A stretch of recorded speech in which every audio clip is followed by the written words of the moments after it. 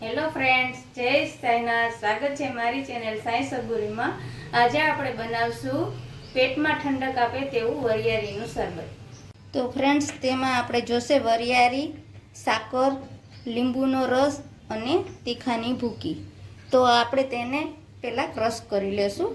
બધું આપણે મિક્સર જારમાં લઈ લેશું અને આનો પાવડર કરી લેશું બધો. તો ફ્રેન્ડ્સ, આપણે પાવડર કરી લીધો છે. હવે આપણે તેને ચારી લેશું અને તેથી આપણે ઝીણો ઝીણો સરસ પાવડર થઈ જાય અને આ રીતે આપણે બધું આમાં ચરાઈ જાય.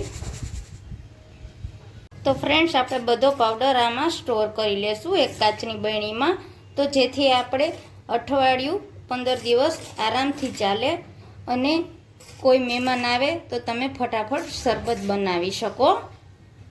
તો આપણે 2 આઈસ નાખશું અને 2 ચમચી પાવડર આપણે જેથી બનાવ્યો. જ્યારે ફ્રેન્ડ્સ તમને ઠંડુ પીવાનું મન થાય અને લીંબુનો રસ, તો તમે આરામથી આ ઠંડુ શરબત બનાવી શકો છો અને ગાઈસ કોઈ મહેમાન આવે તો તમારે ફટાફટ બની જાય.